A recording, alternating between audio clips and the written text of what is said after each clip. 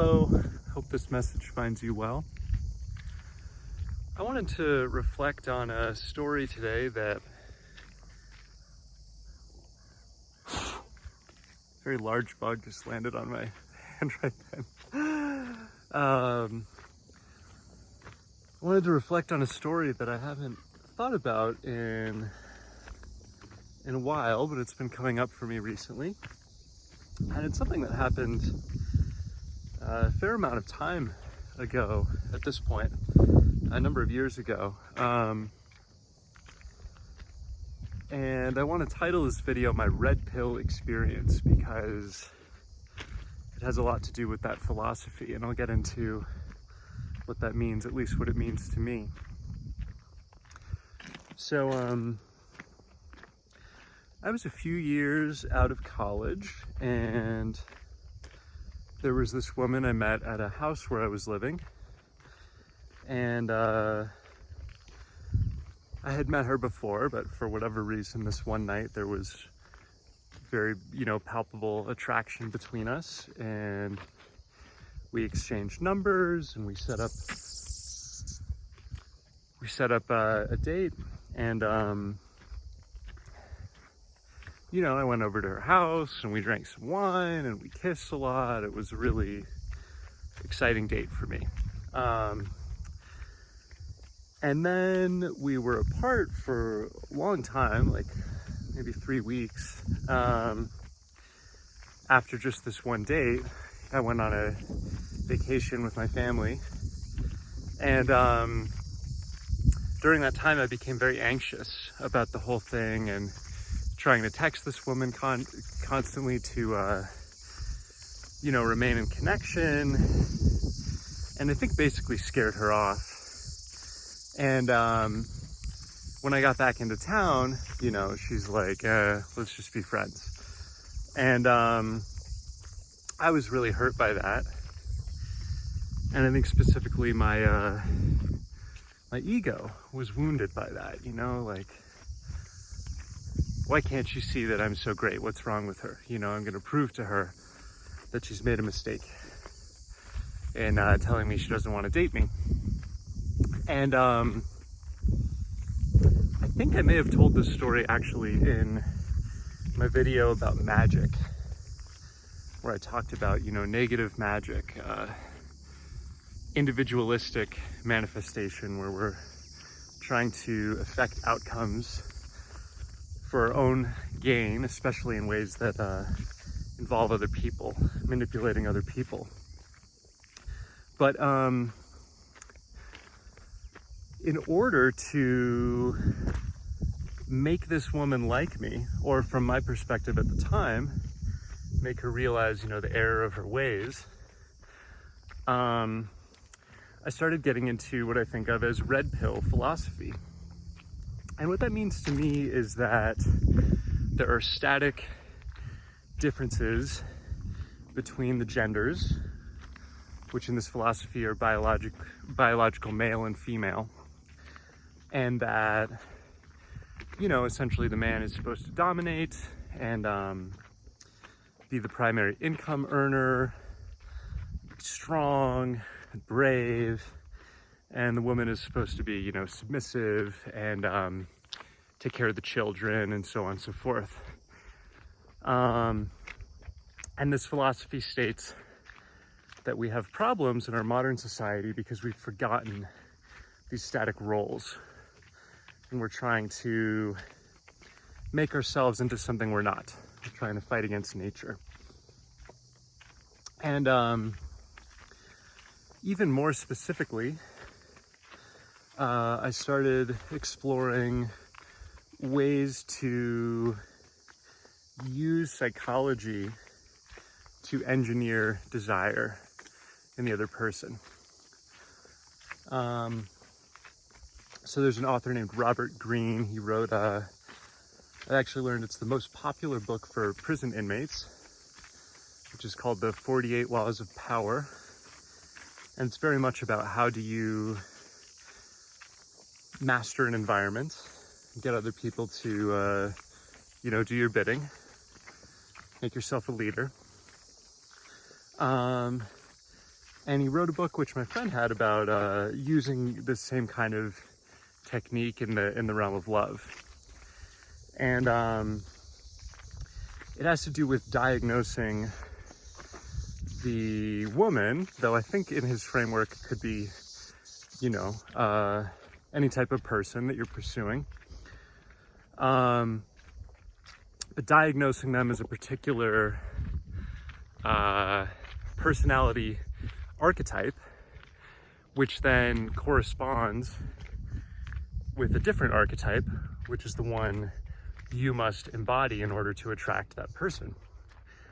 So using this, I forget the name of it, but I diagnosed this woman as a personality type, which is basically like isolated and sad, you know, and longing for freedom, kind of trapped in her own mind. And the corresponding personality, which I do remember the name of, is what's called the rake. And the rake is sort of like fun-loving, a free spirit, a bit of a jester, a bit explosive. And so I started branding myself as that. This woman and I shared, you know, a social group, so even though we weren't dating at the time, I would see her a lot. And yeah, I would just kind of always put on that, you know, I had a lot going on socially, and it was very fun and expansive.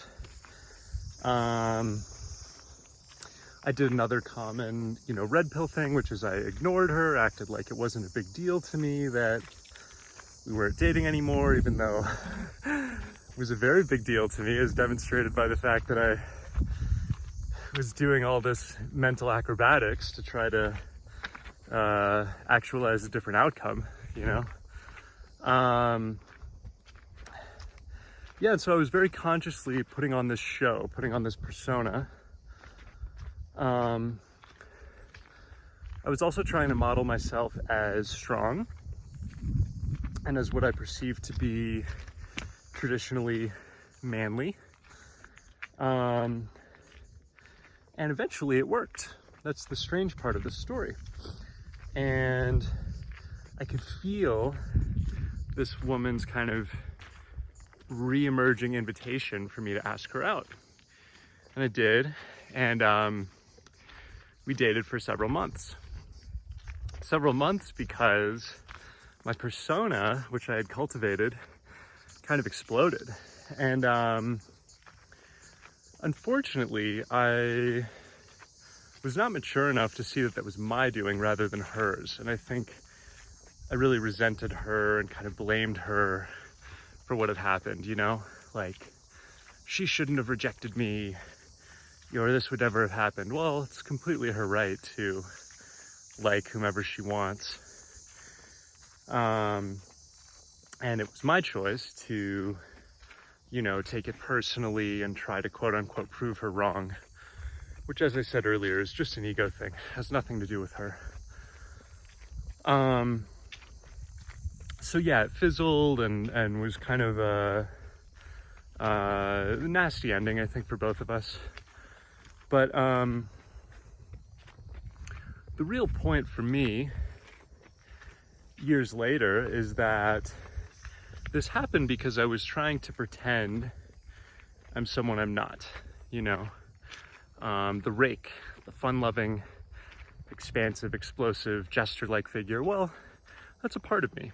But I also have the part that is serious and a hermit and a brooder, just like this woman supposedly was in that dichotomy set up by the book. I don't really feel like running into people on this walk, so I think I'm gonna pause here and just take a look and then start heading back.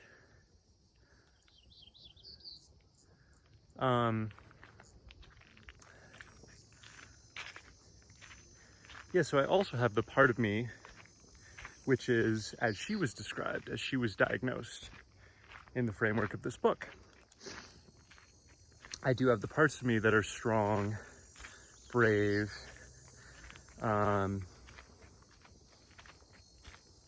sexual in the way that would stereotypically be applied to men. But I also have parts of me that are weak or afraid or need to be comforted. I have parts of me which are asexual, which are not very interested in that, and bore or tire of it rather quickly. And so what happened, and I'm realizing in this moment, this has happened in other relationships I've had since as well, it's a pattern for me, is, I was trying to create an image of a certain attribute or set of attributes of myself, and that wasn't really me. And so eventually the image collapsed, and there was fear of being exposed on my part. There was anger toward the other person when, again, it was my choice to curate this image. And the relationship didn't survive because it was based on image. It was based on fantasy. You see fantasy as, an extrapolation or metastasization of image.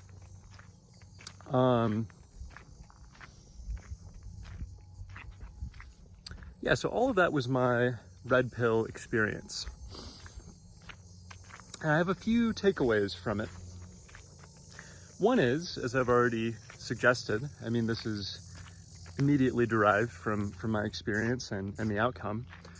You cannot pretend to be someone you're not, at least not indefinitely.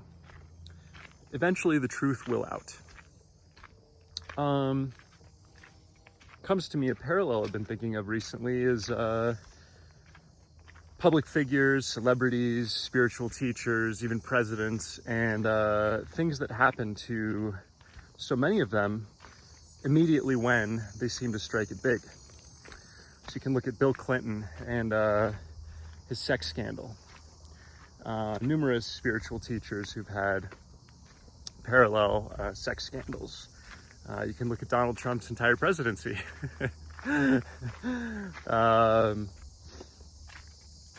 And so on and so forth. There are many examples, but if you are pursuing this life of image, fashioning yourself in a certain way, and it's not three-dimensional, it's two-dimensional,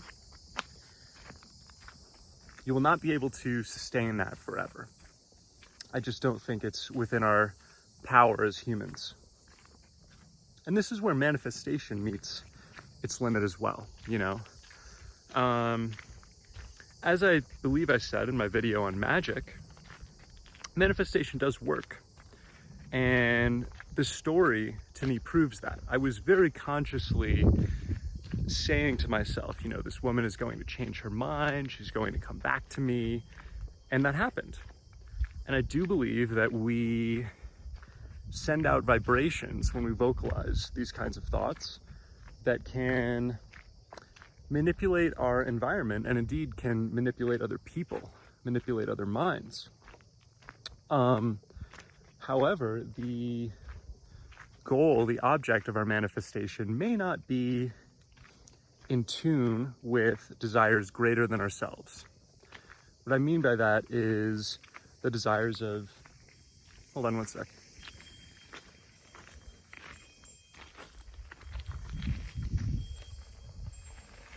Hi. How's it going? Good, how are you? Good. Anyone else behind you? No, I'm alone. Okay.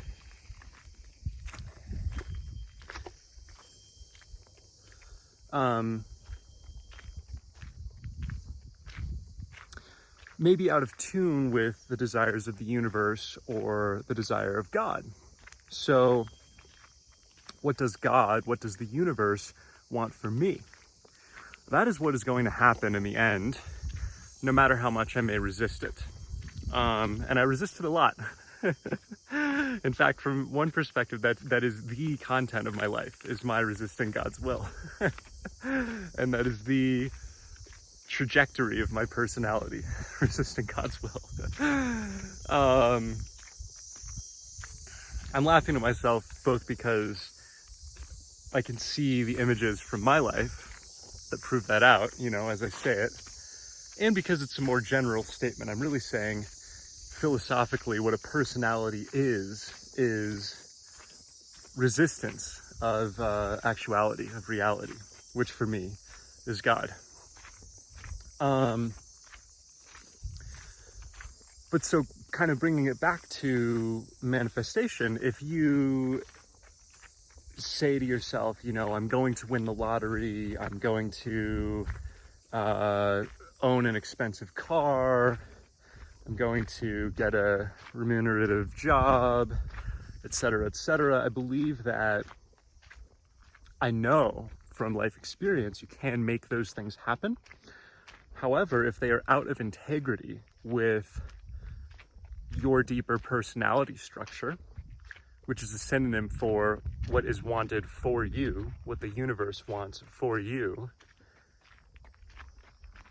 these things will expire. Maybe you will grow tired of them, you'll realize there's something more, you'll sabotage yourself, as I did in this relationship and have in other relationships, or, you know, in a parallel way to the examples of the presidents I gave, etc., etc. Individualistically, you can manifest things, but if they are not in tune with a greater will than your own, then they will not last. So that's one takeaway. Another has to do with gender, and this is what I was really interested in talking about with this video, because this, I'm not sure, is something I've talked about before.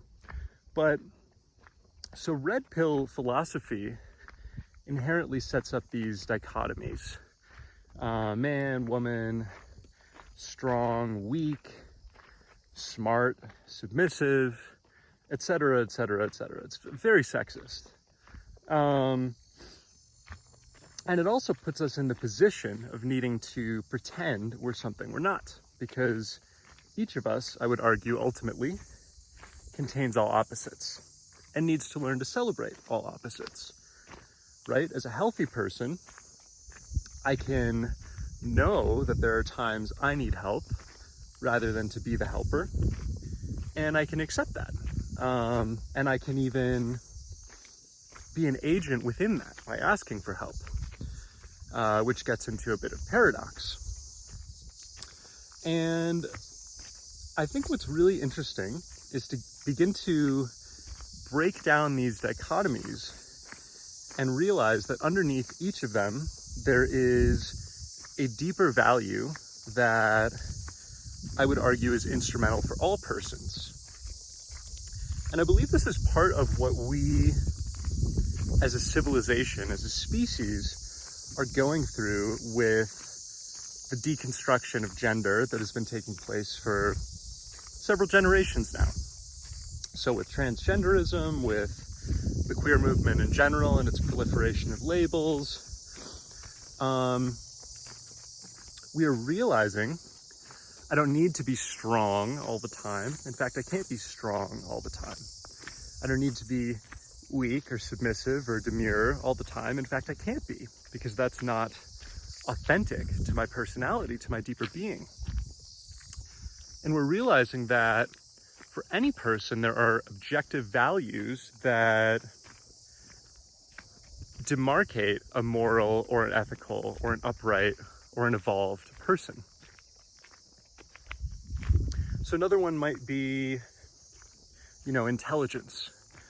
If part of my identity, and this could be associated with masculinity or femininity or whatever, is being intelligent, is knowing, there are going to be moments where I don't know and where I'm not the most intelligent person in the room, and those are going to present a crisis for me. Alternatively,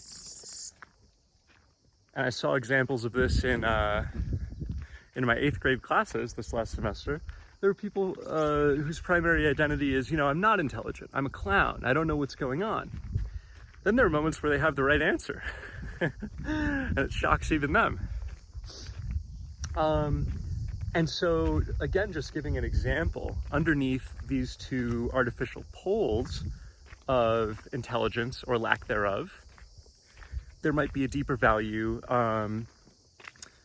which is something like humility.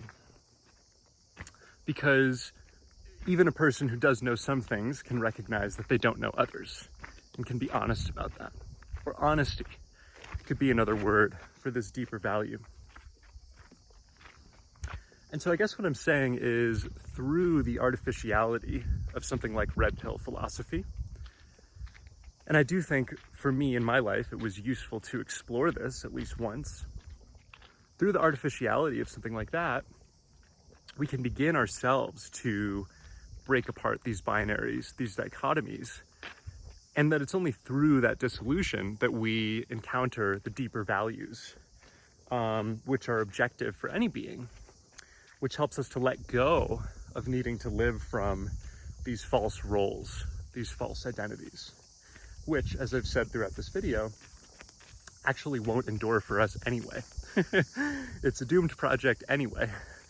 So we may as well attempt to live from values which are actually sustainable.